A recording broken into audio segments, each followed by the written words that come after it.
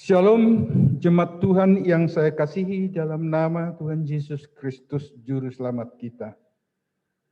Dimanapun saudara berada sekarang, saya ucapkan selamat hari Minggu dan selamat beribadah.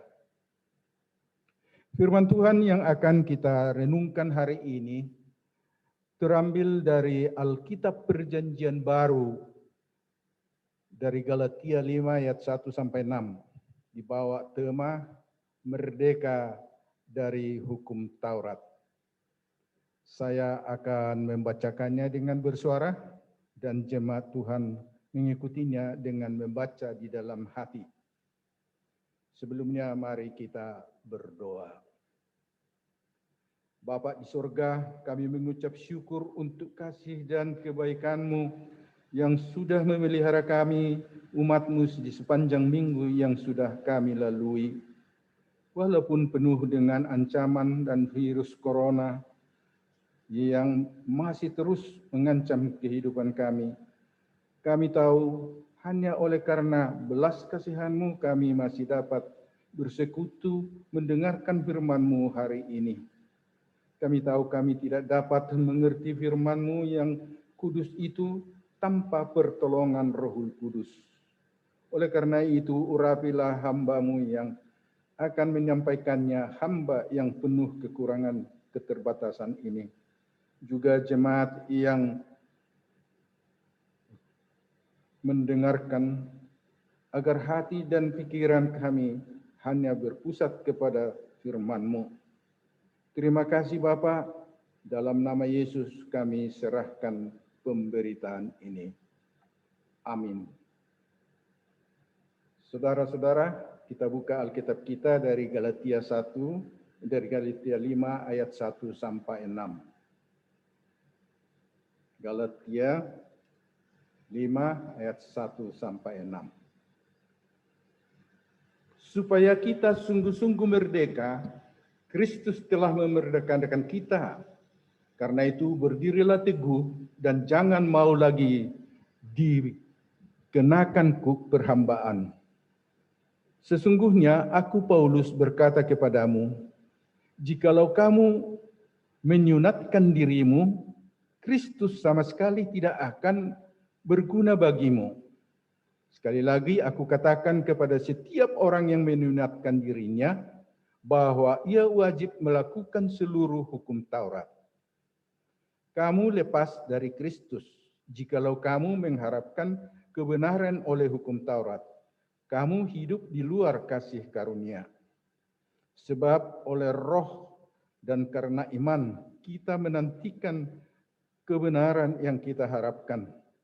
Sebab bagi orang-orang yang ada di dalam Kristus Yesus, hal bersunat atau tidak bersunat tidak mempunyai sesuatu arti, hanya iman bekerja oleh kasih.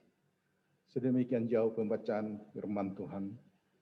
Saudara-saudara yang saya kasihi dalam nama Tuhan Yesus Kristus, Juru Selamat kita.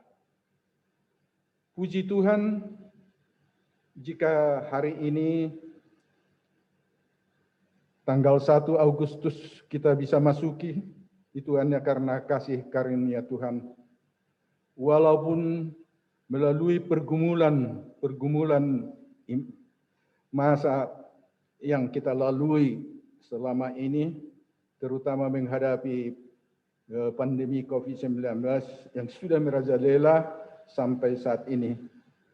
Tetapi bagi 3 negara di mana kami sekeluarga pernah melayani Tuhan, bulan Agustus adalah merupakan bulan sukacita. Karena pada bulan ini negara-negara tersebut tiap-tiap tahun pada bulan Agustus ini selalu bersukacita. Merayakan suatu hari istimewa yang dirayakan secara besar-besaran oleh seluruh warga negara, yaitu hari kemerdekaannya. Negara tersebut ialah yang pertama Indonesia, negara di mana kami berasal, Kami merdeka dari penjajahan Belanda pada hari 17 Agustus 1945. Yang kedua, Malaysia, di mana kami pernah melayani Tuhan selama kurang lebih 13 tahun, merdeka pada hari 31 Agustus 1957, merebut kemerdekaannya dari penjajahan British. Yang ketiga ialah Kyrgyzstan, di mana kami tinggal dan melayani Tuhan sebagai misionaris selama kurang lebih 12 tahun. Negara ini melepaskan diri dari Uni Soviet dan memproklamirkan kemerdekaan mereka pada tanggal 31 Agustus 1991. Negara ini pada bulan Agustus ini bersukacita merayakan hari kemerdekaan mereka. Apa artinya merdeka? Merdeka berarti bebas dari perhambaan, bebas dari penjajahan, terbebas dari tuntutan-tuntutan, tidak terikat atau tidak bergantung kepada orang atau pihak lain. Berarti tidak terbelenggu oleh segala sesuatu yang menghamba atau memperbudakkan. Dalam nats firman Tuhan yang baru kita baca tadi dari Galatia 5 ayat 1 sampai 6, tadi Paulus berbicara tentang kemerdekaan dari dosa bagi orang-orang yang baru percaya di jemaat-jemaat di daerah Galatia.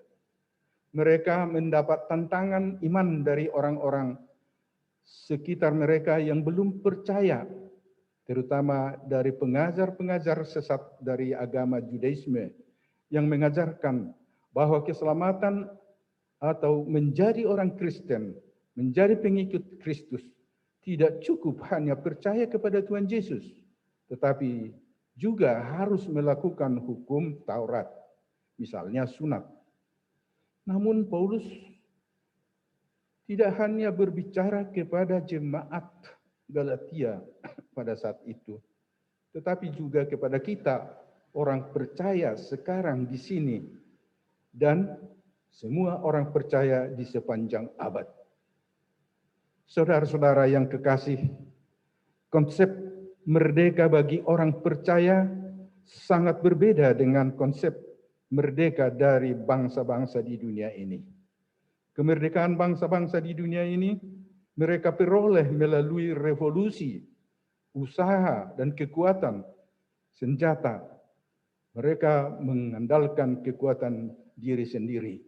Sedang kemerdekaan orang percaya adalah kemerdekaan dari dosa yang diperoleh melalui anugerah pemberian kasih karunia dari Tuhan kita Yesus Kristus. Hal ini jelas dinyatakan dalam ayat 1 yang berkata demikian, supaya kita sungguh-sungguh merdeka, Kristus telah memerdekakan kita. Karena itu berdirilah teguh dan jangan mau lagi dikenakan kuk perhambaan.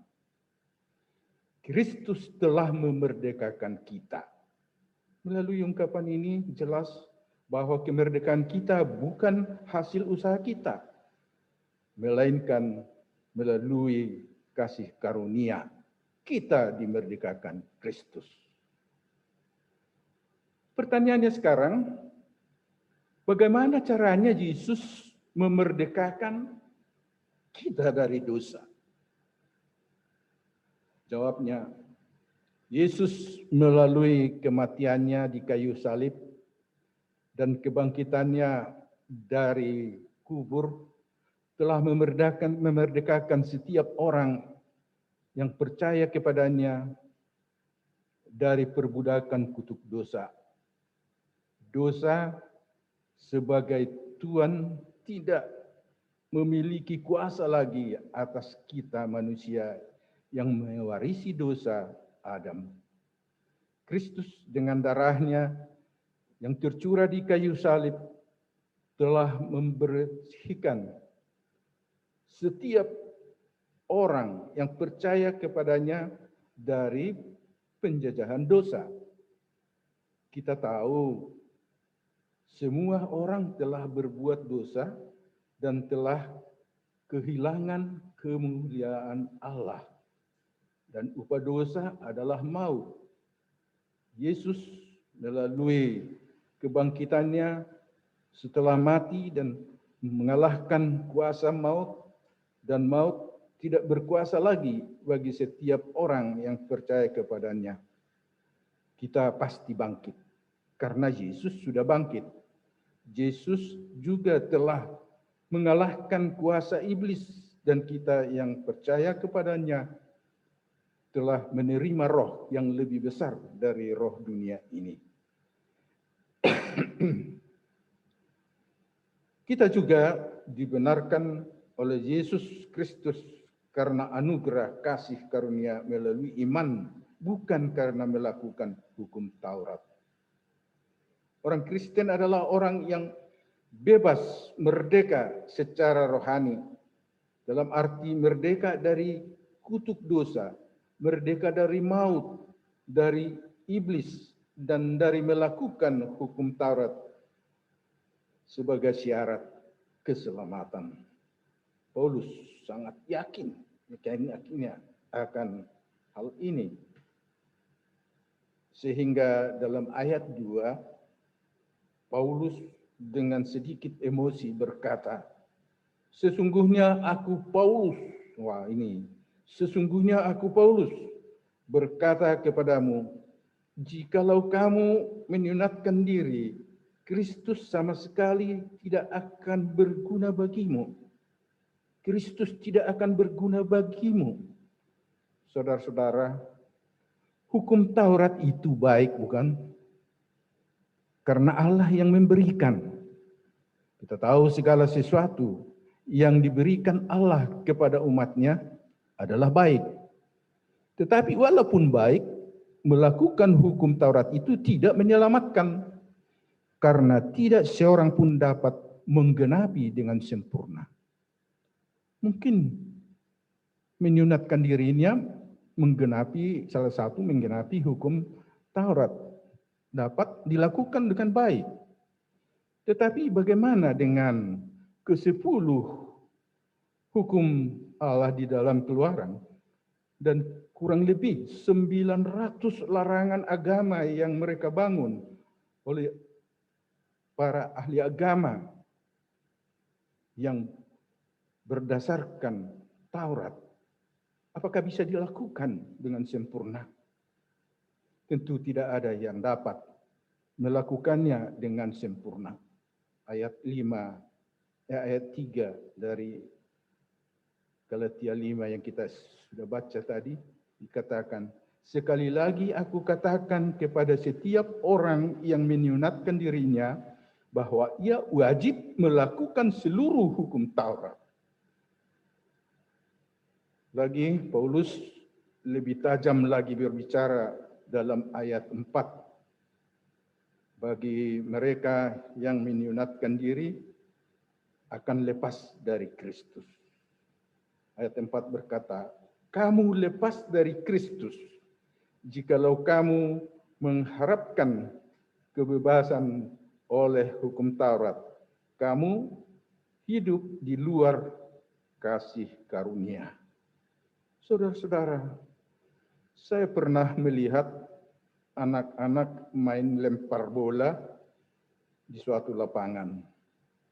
Seorang anak sedang memegang sebuah bola dengan erat, tapi tiba-tiba seorang temannya melemparkan ke arahnya sebuah bola lain. Lalu dia melepaskan bola yang tadinya dipegang erat-erat, lalu menangkap bola baru itu. Karena tidak mungkin dia menangkap bola baru tanpa melepaskan bola yang tadinya itu dipegangnya dengan erat. Demikian halnya orang yang tadinya sungguh-sungguh percaya, percaya sungguh-sungguh kepada Yesus Kristus dengan sungguh-sungguh hati. Tapi ketika menyunatkan diri sebagai penggenapan hukum Taurat, maka dia lepas dari Kristus. Tentu kita tahu bagaimana hidup tanpa Kristus. Kita akan kehilangan berkat dan pengharapan seperti apa yang dikatakan Paulus dalam ayat 5. Sebab oleh roh dan karena iman kita menantikan kebenaran yang kita harapkan. Demikian kalau kita melepaskan Kristus, maka harapan ini juga akan terlepas. Saudara-saudara, hal bersunat dan tidak bersunat bagi orang percaya tidaklah terlalu penting. Sunat itu merupakan suatu beban yang menekan. Tentang hal ini saya mengutip satu ilustrasi. Mungkin saudara-saudara sudah pernah mendengarnya. Seorang tukang sayur memikul dagangannya berjalan menuju pasar di kota. Sebuah mobil bak terbuka berhenti di sampingnya. Sopirnya mempersilahkan tukang sayur ini naik ke bak belakang supaya tidak usah capek berjalan menuju pasar. Namun anehnya, sementara mobil melaju menuju kota, si tukang sayur berdiri di bak mobil dengan masih memikul barang-barang dagangannya. Ilustrasi ini merupakan gambaran mengenai seseorang yang sudah dimerdekakan dari dosa oleh Kristus, tetapi masih memikul dosanya sendiri. Seolah-olah ia belum dimerdekakan. Memang ilustrasi ini tersebut tidak terlalu tepat untuk menjelaskan perikop kita hari ini secara menyeluruh. Perikop hari ini lebih serius daripada apa yang digambarkan oleh ilustrasi di atas. Paulus dengan tegas mengatakan bahwa kalau orang sudah tahu bahwa keselamatan ini terjadi oleh karena iman kepada Kristus, lalu ia sudah mengalami kemerdekaan dari dosa oleh Kristus. Tetapi kemudian ia berpaling dari Kristus, lalu menghambakan diri lagi kepada penegakan tuntutan Taurat. Misalnya dengan menyunatkan dirinya. Maka itu berarti orang tersebut tidak menganggap karya Kristus berguna dan berkuasa. Itu artinya dia menolak anugerah Tuhan dan memilih mengerjakan sendiri keselamatannya. Tentu tidak ada yang berhasil melakukan keselamatannya, baik itu melalui amal-amal maupun dengan segala kebaikan yang dilakukan melalui harta benda. Rasul Paulus memberi pendapat bahwa keselamatan dan pembenaran adalah hanya karena karya Allah Bapa melalui anaknya Tuhan Yesus Kristus, bukan karena sunat, sebab sunat tidak punya arti bagi orang-orang yang ada di dalam Kristus dalam ayat 6. Maka sebagai orang yang telah diselamatkan, hiduplah dengan kasih dan berjalan di jalan yang satu, yaitu dalam Yesus Kristus. Sebab Tuhan Yesus berkata, "Akulah jalan dan kebenaran dan hidup. Tidak ada seorang pun yang datang kepada Bapa kalau tidak melalui aku." Yohanes 14 ayat 6. Dari ayat ini tegas mengatakan supaya kita jangan lagi takut karena tidak sunat, tetapi imanilah Kristus. Sebab hanya Dia yang berani menyatakan penyataan bahwa Yesus Kristuslah kita dapat dibenarkan di hadapan Allah. Kebenaran bahwa Yesus sungguh-sungguh sudah memerdekakan kita dari dosa, keyakinan dan komitmen hidup untuk berdiri teguh kepada kebenaran tersebut seharusnya diikuti dengan komitmen untuk tidak diperhamba oleh apapun juga selain kebenaran daripada Tuhan. Dosa, iblis, keinginan daging, keinginan mata, dan keangkuhan hidup tidak boleh lagi memperhamba hidup kita. Karena itu, hiduplah sungguh-sungguh merdeka dalam Kristus. Sudah, kita juga harus mengerti tentang sunat. Sunat pertama kali disebut di Kejadian 17.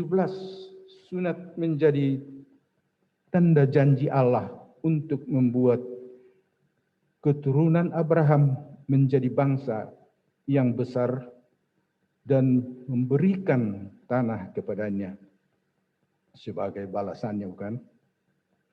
Abraham dan keturunannya harus menaati Allah untuk menunjukkan bahwa mereka menepati janji kepada Allah. Setiap keturunan laki-laki Abraham harus disunat, harus, bahkan para laki-laki bukan Yahudi yang ingin menjadi bagian dari bangsa Yahudi yang disebut proselit juga harus disunat. Praktik sunat menimbulkan perdebatan dan perpecahan di kalangan jemaat Kristen perdana di Galatia pada waktu itu. Sejumlah orang Kristen Yahudi yang hidup menurut hukum Taurat merasa bahwa semua pengikut Kristus harus menaati hukum Taurat dan melakukan semua praktik ritualnya, termasuk sunat ini. Rasul Paulus mengkritik para pengacau ini. Ia dengan mengatakan bahwa sunat tidak melengkapi apa yang telah dilakukan Tuhan Yesus, karena keselamatan dari Tuhan sudah sempurna. Yang perlu dilakukan umat Tuhan adalah beriman dan melakukan kasih. Sebab bagi orang yang ada di dalam Kristus Yesus, hal bersunat atau tidak bersunat tidak mempunyai sesuatu arti, hanya iman yang bekerja oleh kasih, sebagaimana kita baca dari ayat yang ke-6. Saudara-saudara, berbahagialah kita saat ini yang tidak lagi dibebani dengan hukum Taurat. Mari kita senantiasa hidup dalam iman kepada Tuhan Yesus dan mewujudkan kasih-Nya di dalam hidup ini. Amin. Mari kita berdoa. Bapa di sorga, terima kasih Allah Bapa yang telah menyapa kami pada hari ini. Terima kasih karena Engkau mau berfirman, dan biarlah juga kami makin mengerti dengan pertolongan Roh Kudus. Terima kasih untuk kemerdekaan yang sudah kami peroleh di dalam Kristus. Biarlah kami berdiri teguh akan kemerdekaan yang kami peroleh, supaya kami tidak bimbang, tetapi kami terus maju beriman kepada Yesus Kristus. Kami mau berdoa untuk gerejamu Antiochia di Semenanjung dan juga jemaat Tuhan di Beaufort. Kami berdoa supaya Tuhan menambah-nambahkan jumlah dan memberikan juga hikmat kepada pengelola supaya mereka diurapi oleh Roh Kudus. Kami berdoa untuk jemaat yang kurang sehat, yang mengalami gangguan kesehatan. Kami berdoa tangan pengasihan-Mu menjamah mereka, menyembuhkan yang kehilangan pekerjaan. Kiranya Tuhan menolong supaya mereka boleh melanjutkan hidup dengan baik. Terima kasih Bapa, kami serahkan juga gereja Tuhan ini ke dalam tangan-Mu, dalam pengasihan-Mu. Hamba-hamba Tuhan yang sudah Tuhan pakai, berkati mereka. Biarlah gereja ini bertumbuh, berkembang, dan menghasilkan buah. Terpujilah Engkau. Dalam nama Yesus kami telah berdoa. Amin.